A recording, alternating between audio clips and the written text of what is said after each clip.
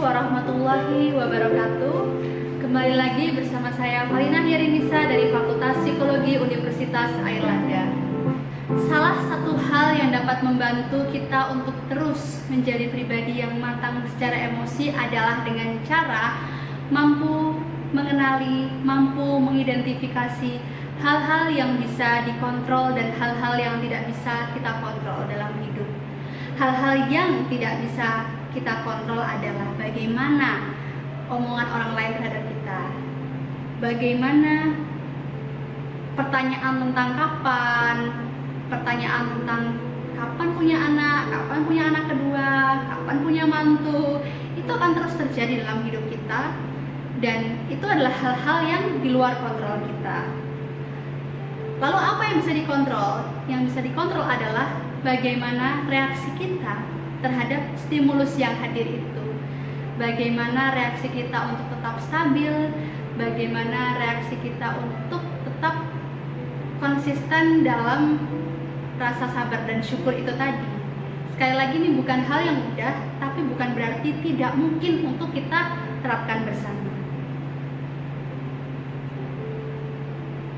Nah, 3 hal penting yang dapat membantu kita dalam mempersiapkan pernikahan maupun menjaga keharmonisan dalam rumah tangga. Yang pertama adalah memahami urgensi dari pernikahan sendiri ini apa. Ketika kita paham seberapa pentingnya pernikahan, seberapa fundamentalnya dan seberapa berdampak besarnya pernikahan dalam hidup kita, pasti kita akan terus belajar untuk mengelola, merawatnya, memupuknya dengan kasih sayang. Selanjutnya, siap menerima, siap menghadapi segala bentuk konsekuensi pasca menikah. Jadi di sini adalah menikah itu bukan sekedar cinta ya, bukan sekedar afeksi, bukan sekedar apa-apa yang bisa diupload di media sosial, bukan sekedar hal-hal yang sifatnya seperti itu.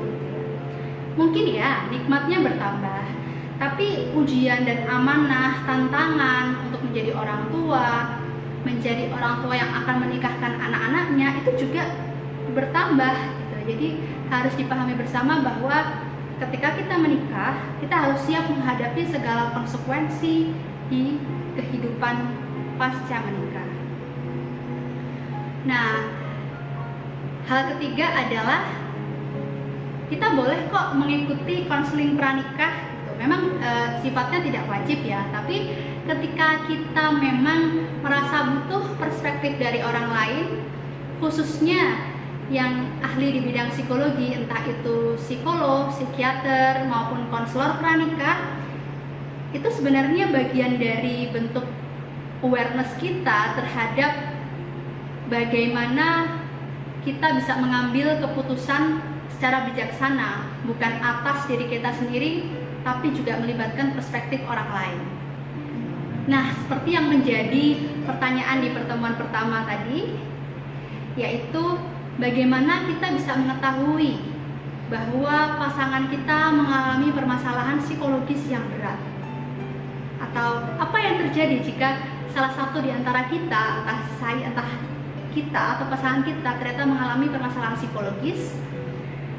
Nah, gangguan mental ini at least terjadi selama 2,5 bulan atau terjadi secara terus-menerus ya, minimal 8 pekan ini, dan dengan reaksi psikologis yang sama menghadapi segala jenis kesulitan di berbagai setting. Jadi ketika pasangan kita atau diri kita sudah menunjukkan tanda-tanda cemas berlebih, kemudian menarik diri dari lingkungan sosial, dan itu terjadi secara terus-menerus selama 8 pekan dan di segala setting, entah di lingkungan tetangga, entah di lingkungan kerja, ataupun dengan lingkungan keluarga besar, kita terus menarik diri, tidak mau berbicara dengan orang lain. Disitulah peran profesional dibutuhkan. Lalu bagaimana cara kita untuk terus merawat kesehatan mental keluarga kita? Ada beberapa cara, diantaranya yang pertama adalah peka terhadap personal space dari pasangan. baik diri kita maupun pasangan kita ya. Jadi ada istilah me time ya, me time yang perlu disepakati bersama. Me time-nya mau seperti apa? Sehingga kita tidak merasa kehilangan diri kita gitu. Kita tidak merasa kehilangan hobi kita tidak merasa kehilangan karakter-karakter yang memang itu sudah kita banget gitu ya. Selama itu tidak melanggar norma atau nilai-nilai yang sudah disepakati bersama. Selanjutnya yang kedua adalah memberikan dukungan terhadap hobi masing-masing. Jadi meskipun hobinya 180 derajat berbeda, selama itu tidak hal yang salah ya, selama itu pula kita memberikan dukungan gitu lewat apapun, entah hanya sekedar support psikologis atau mungkin mau memberikan hadiah yang berkaitan dengan hobi itu. Jadi ketika memutuskan menikah dengan pasangan gitu ya, kita tidak selalu memiliki hobi yang sama dengan pasangan, tapi dengan saling menghargai, hobi ini akan menjadi berkah dan bumbu manis dalam pernikahan. Kita akan jadi tahu, oh ternyata memang manusia itu banyak sekali perbedaannya ya. Selanjutnya adalah hadir penuh utuh di saat sulit. Ini adalah tantangan terbesar dalam setiap relasi dalam rumah tangga ya, hadir di saat-saat sulit. Jadi sulitnya ini seperti apa? Macam-macam. Mungkin ketika pasangan kita sakit, ketika keluarga tidak sama persis, artinya ketika kita harus beradaptasi dengan keluarga yang budayanya berbeda 180 derajat, atau mungkin ketika pasangan kehilangan pekerjaan, kehilangan anggota keluarga, serta musibah-musibah lainnya. Hadir, kita memberikan empati setinggi-tingginya terhadap situasi yang terjadi, itu akan menjadi modal utama dalam keberlangsungan rumah tangga kita. Nah, selanjutnya adalah menjadi penyeimbang pasangan. Artinya ketika salah satu ini sedang mengalami ketidakstabilan emosi, nah kita manusia ya, bukan malaikat, jadi kadang-kadang memang emosi naik turun ya, seperti roller coaster. Jadi ujian bagi pasangan itu untuk bisa peka, untuk jadi penyeimbang gitu ya. Ketika di posisi sedang tidak stabil, harapannya pasangan kita bisa menyeimbangkan dengan lebih tenang. Begitu juga sebaliknya. Atau minimal diam dulu sampai pada situasi yang kondusif untuk dikomunikasikan kembali. Karena seberat apapun konflik, pada akhirnya kita perlu mufakat, kita perlu mengkomunikasikan baiknya seperti apa. Tidak mungkin kita terus berdiam diri, terus menumpuk kegelisahan, menimbun rasa kecewa, karena pada akhirnya akan membeludak pada waktunya.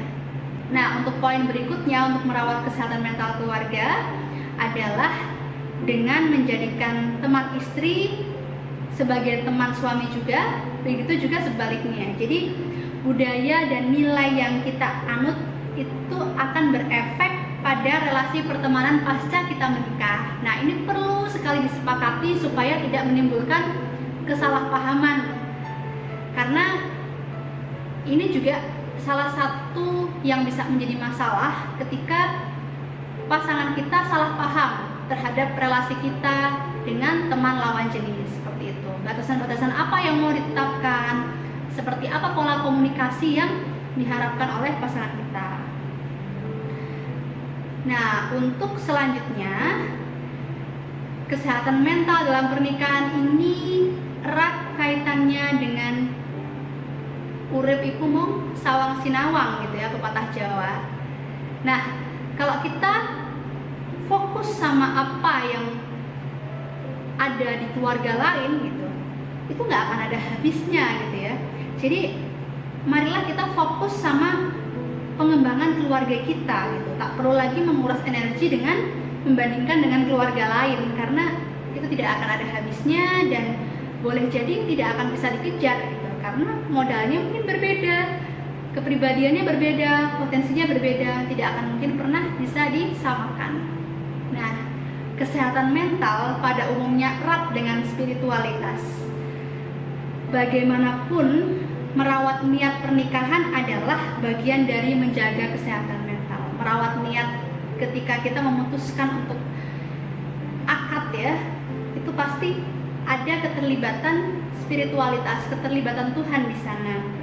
Dan ketika kita saat itu memiliki niat yang benar, itu akan mudah untuk terus mempertahankannya.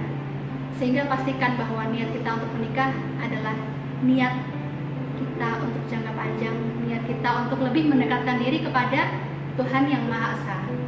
Untuk mengelola ekspektasi tadi sudah saya bahas. Terakhir, penutup untuk pertemuan pada kali ini adalah menemukan best reminder atau pengingat terbaik. Pengingat terbaik untuk kesehatan mental tiap orang pasti berbeda. Kalau saya pribadi, saya akan mengembalikan kepada religiusitas, artinya keyakinan-keyakinan yang dimiliki dalam keluarga. Yang terakhir adalah pertolongan psikologis atau bantuan profesional bukanlah suatu hal yang buruk bagi sebuah keluarga. Justru itu bagian dari proses untuk menjadi lebih baik lagi secara personal maupun secara organisasi. Jadi bisa jadi dengan konsultasi ke psikolog itu bagian dari self awareness, bagian dari kepedulian dan kepekaan kita terhadap diri kita maupun pasangan kita. Jadi kualitas hubungannya pun akan meningkat gitu ya. Bila dibutuhkan, jangan sekali-kali ragu untuk melakukan konsultasi psikologis dengan profesional.